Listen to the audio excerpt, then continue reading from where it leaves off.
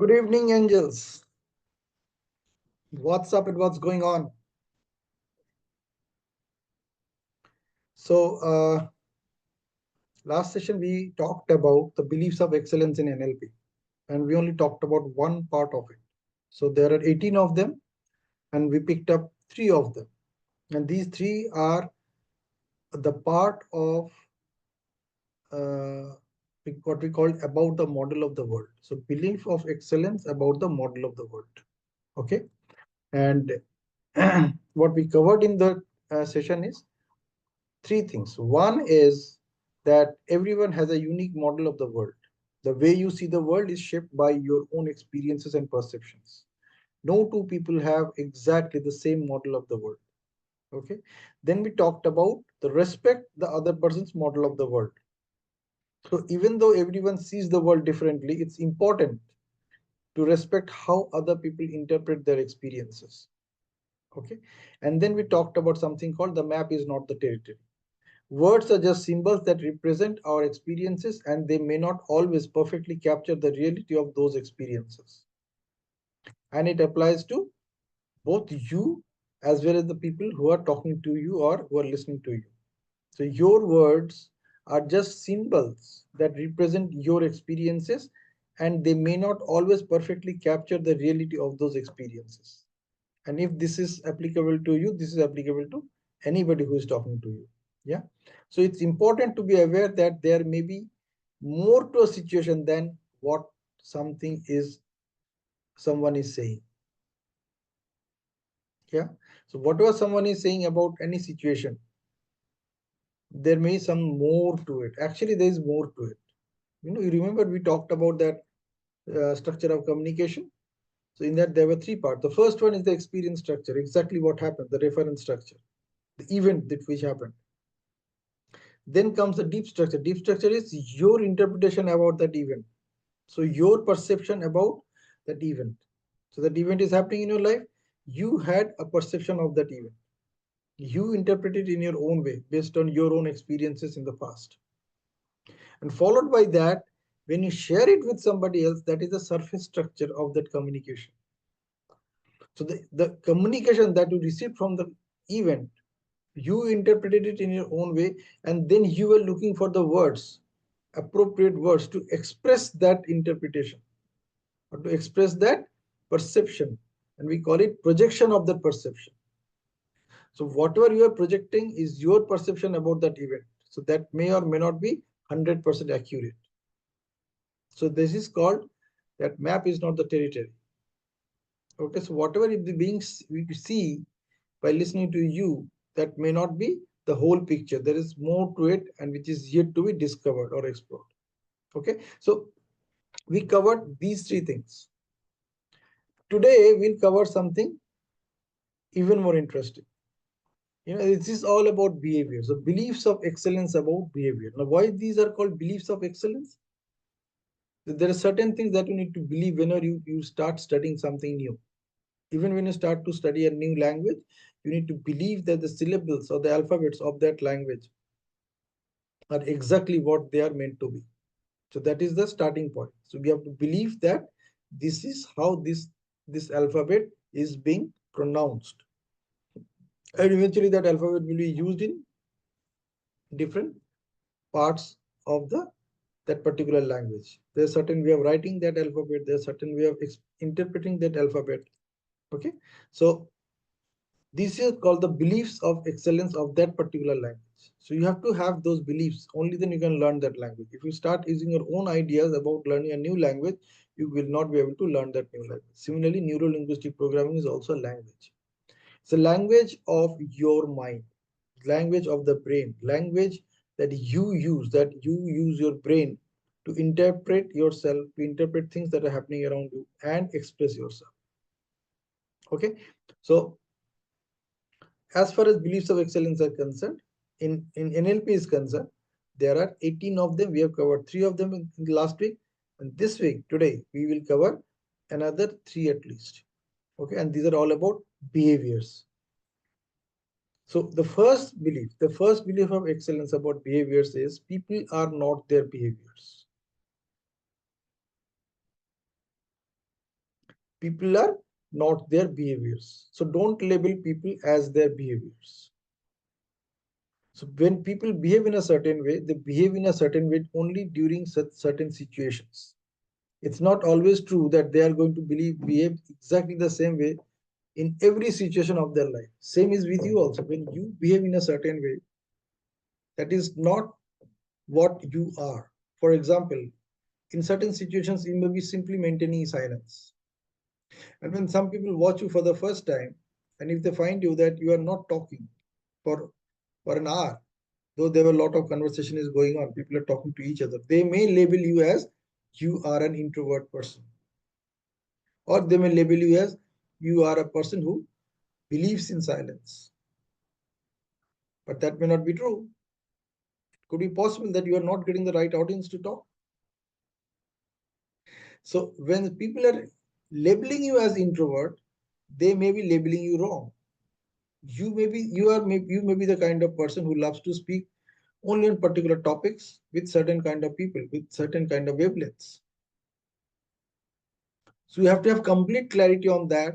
The way people behave is not equal to the way they live their life. So this is the fourth uh, belief of excellence of NLP, and it says people are not their behavior.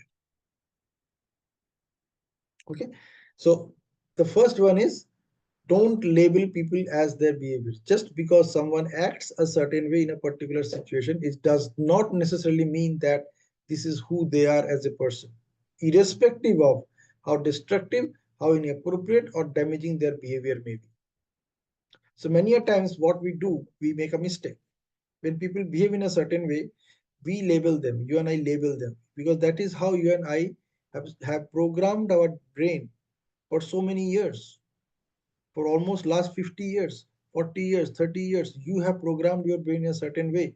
And that certain way tells you that if a person is behaving like this, then that is how the person is. But that is not true. People behave in certain way in a certain situations. And there are many ways people behave in many situations. Okay, so you have to be very careful about that. When you say that somebody is lazy, he may be lazy in a certain way, in a certain situations. He may not be lazy in every place. The same person who is lazy, maybe he's just uh, watching social media one after another, hours after hours. That may not be laziness for him. So you are interpreting that person as a lazy because you are saying that person is not doing what he's supposed to do. Instead, he's just wasting his time or spending in time on social media or watching Netflix, and he's a lazy person. It may not be true. Okay, imagine you are on a vacation. You may be a person who is really busy. However, you're on a vacation, and in that vacation, you chose to ensure that you will spend time with yourself as you wish. And if people find you, if they notice you that you are watching a web series for 2 hours, and if they mark you, they label you as this is who you are, they are making a mistake, because you are not that person. You are there to simply enjoy your vacation, to spend the time at leisure. So during that, probably you don't even watch web series in your normal life.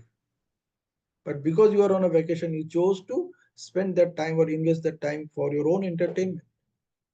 So whatever you see about people, it is not the true picture. They are behaving in a certain way in that situation based on their own choices, their own preferences. So catch yourself. People are not their behaviors. The next one is meaning of a behavior is dependent on the context it appears. And this is very crucial. Meaning of a behavior is dependent on the context it appears. The way a person is behaving, whatever meaning, whatever interpretation you are making out of it is an outcome of your own thoughts, your own experiences of the past. That may not be true. So that person is behaving that way during in that particular context only. The meaning of a behavior is dependent on the context it appears. So you have to be very careful that how this or why this person is behaving this way, what is happening around him or her. what is happening in her life or in his life, that that person is behaving this way. Or does that person behave exactly the same in throughout his day or throughout his life? The answer is no. So the context is important. In which context that person is behaving which way. So meaning of a behavior is dependent on the context it appears. Someone shouting at you might not necessarily mean they are angry. Someone shouting at you does not necessarily mean he's angry or they are angry. They could be trying to get your attention because you aren't listening. ये भी हो सकता है ना, बच्चे करते हैं. They behave that way, है ना. So they could be trying to get your attention because you aren't listening. So when you are not listening to them, they may shout at you. So there's a purpose behind that. They are not that way throughout their life. Or they are not that way all throughout the day in every situation. It is the demand of the situation that a child is shouting at you to attract your attention. Similarly, a thumbs up might be a sign of approval in some cultures, but an insult in some cultures. This thumbs up. When you show this thumb, it could be, in some cultures it's an insult. And in some cultures, it's something that you are approving of whatever the other person is sharing about. Yeah.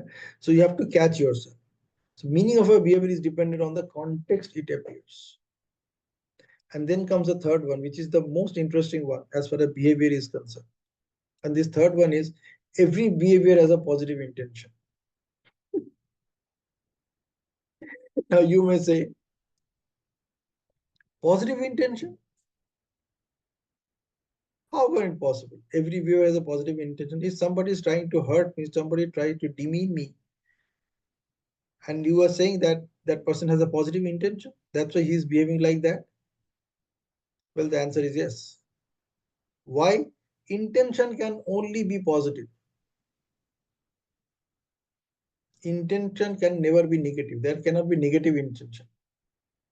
So intention is something which prompts you to achieve the results that you want. So it has to be positive all the time.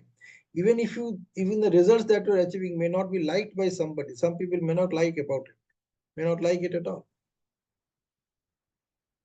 But that's different thing altogether. Your intention was positive to ensure that this thing happens the way you want it.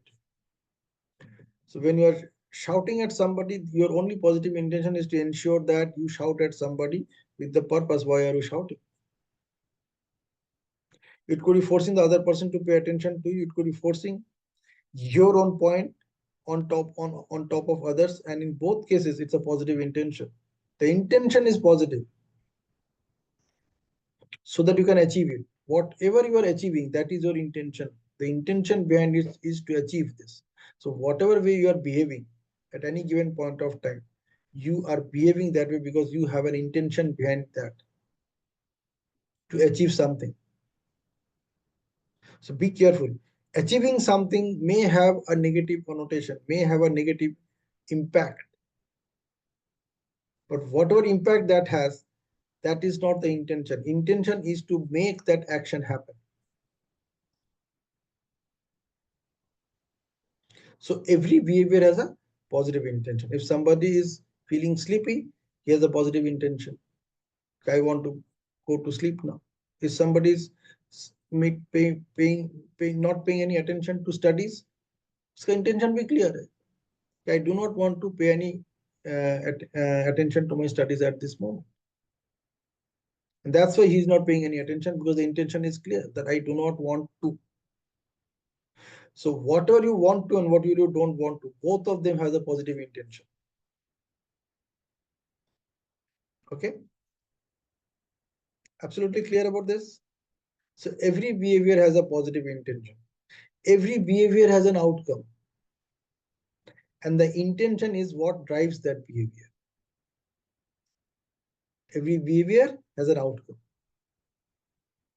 And the intention is what drives that behavior.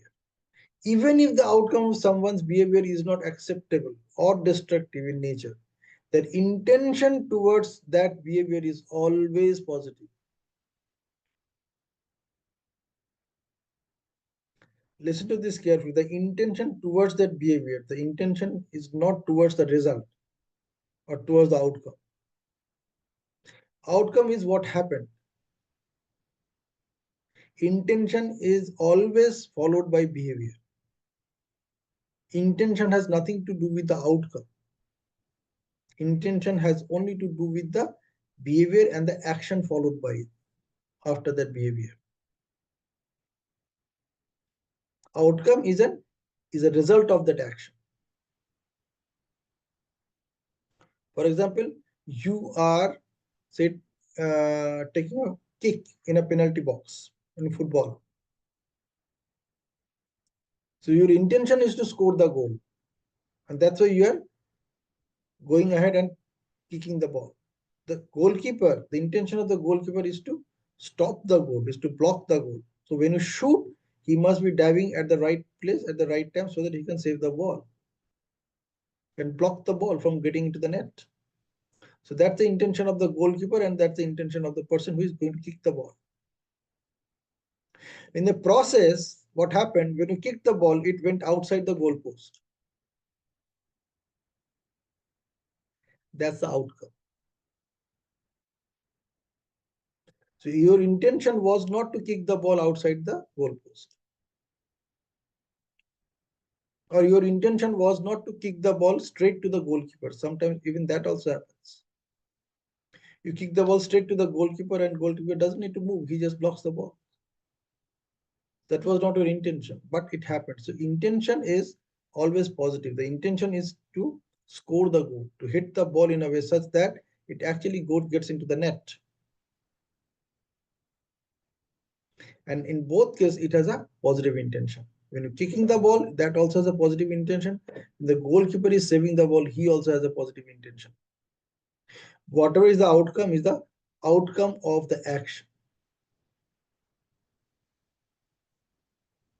Okay, cool. Next comes the seventh one, and this is the fourth one in the list of behaviors. And this is about most reliable information about a person is their behavior.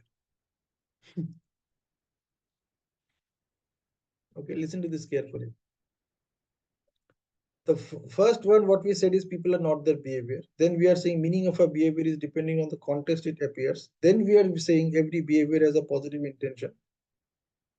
And I believe you have got complete clarity on these three. And the fourth one is most reliable information about a person is their behavior.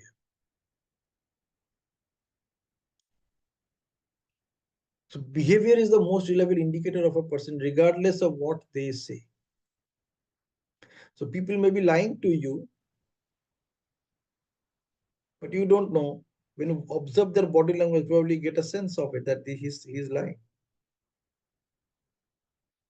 So whatever that person is saying is not important. The way that person is behaving at that point of time is important. That gives you the real picture that this is the behavior that person is exhibiting at this point of time. He's behaving that way. He's behaving smart. He's acting smart to cover up certain things. Could be possible. And you can clearly see that that person is actually acting smart, behaving smart to cover up something. You know, it's your intuition. You can guess that. You can easily make it out. Yeah. See, there are people who love to sing, but when they are in a group of audience, and when you invite them to sing, they may shy away.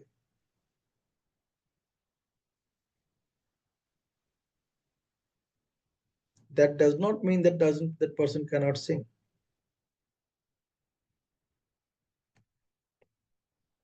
So behavior is the most reliable indicator of a person, regardless of what they say.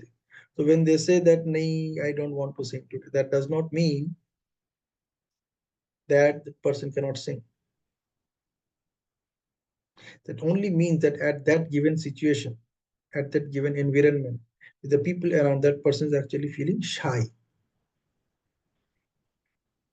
Or maybe he's or she's not feeling it important to sing in front of that audience. ये भी possible हो सकता है.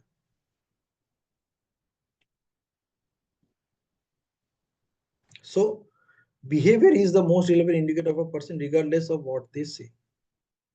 Observe their behavior as a clue, but don't take it as the whole story.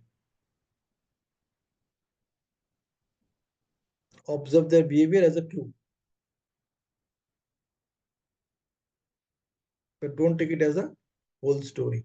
Combine it with what they say and calibrate the surrounding situation for a more complete picture. So whatever they are saying, listen to that and calibrate the surrounding situation. What is the situation around? That why this person is behaving this way? You think about children. So sometimes you will find that when they're at home, they are just reciting poems like anything. All those poems, Jack and Jill, Baba, Black Sheep, etc., etc. And you know that they can narrate or they can orate those poems like anything. They're very good at it. Now, to the same child in front of a group of audience who are strangers, and you ask that child to tell that poem, what happens? Does that mean that the child doesn't know the poem? No, that's not the whole picture.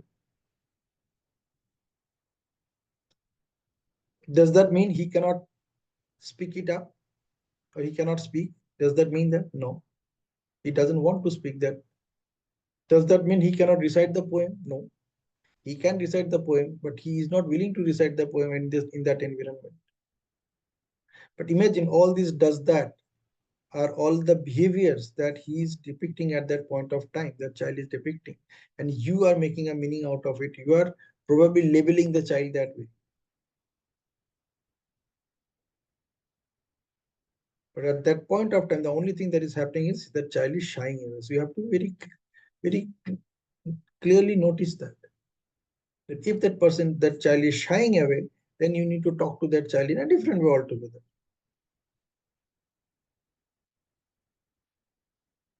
And you may have noticed that many people are telling the child to recite the poem, but only on insistence of one person in a particular way, eventually the child recites the poem.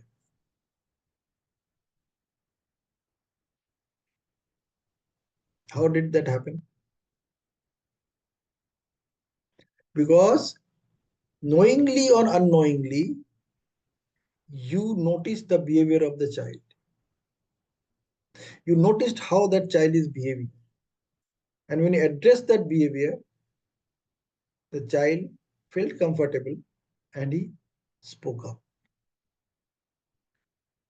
This happens with adults also. Child I'm using as example because you've seen it happening. It's easy to connect with whatever I'm talking right now. So let me summarize about behavior. Beliefs of excellence about behavior. People are not their behaviors. So don't label people as their behaviors. Just because someone acts a certain way in a particular situation, it does not necessarily mean that this is who they are as a person, irrespective of how destructive, inappropriate, or damaging their behavior may be. It could be something like that, sometimes like that. Okay? It could be other way also. So don't take people by their face value because they are behaving in a certain way in a certain situation. Meaning of a behavior is dependent on the context it appears. Someone shouting at you might not necessarily mean they are angry. They could be trying to get your attention because you aren't listening. Similarly, a thumbs up might be a sign of approval in some cultures, but an insult in some other cultures. Great. The next one is every behavior has a positive intention. So every behavior has an outcome, and the intention is what drives that behavior.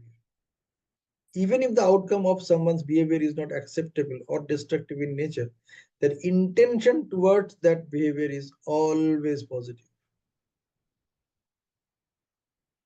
And then comes the Fourth one, most reliable information about a person is their behavior.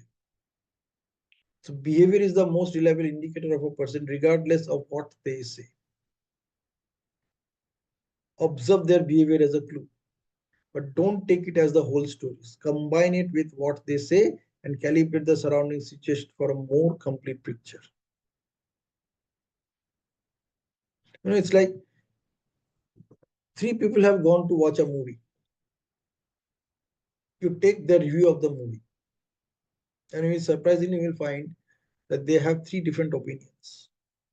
If you take a particular scene about a movie and ask them about their opinions, you will find them they're completely different. They're independent. Though when they're watching the movie, their only intention is to watch the movie for entertainment.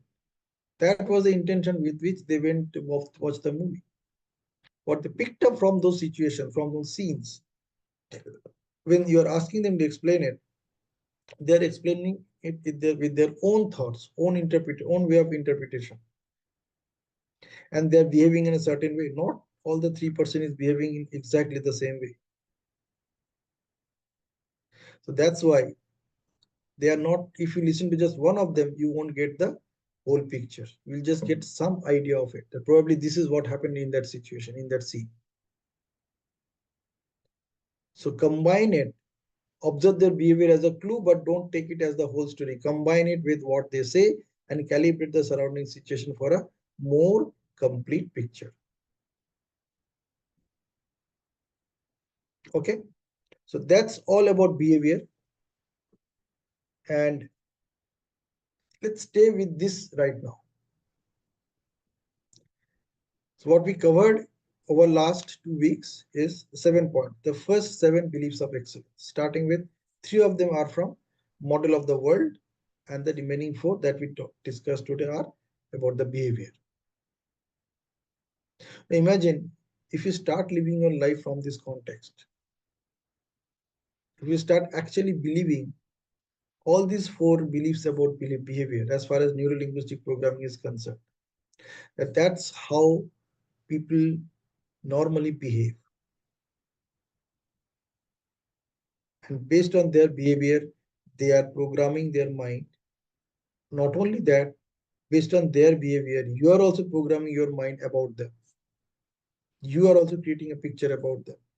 Maybe you are also thinking that if 3 people are talking about the same thing in the same way, maybe that is true. And that may not be. Or maybe 3 people are talking about the same thing. They are all telling the lie. They're all saying what it is not. But you discovered that's not the thing. You discovered it is absolutely something else, something different. So what they are saying it is not, you discover that it is not that thing. They are hiding something. So when you watch their body language, you can discover that. When you watch children, when they say something which they don't want to say, you can observe their behavior.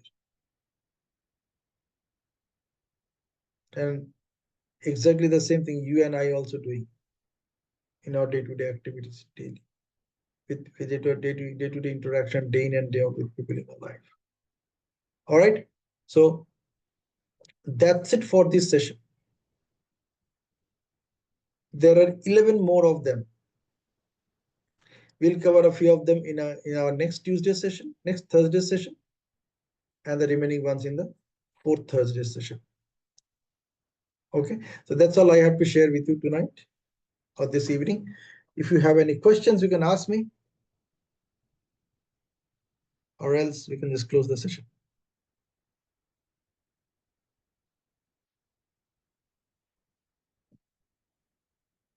Okay, so no questions. All right. Have a great time. Make your life amazing. We will be having a few more sessions on this neuro-linguistic programming. I would request all of you to attend the remaining 3-4 sessions. That's it.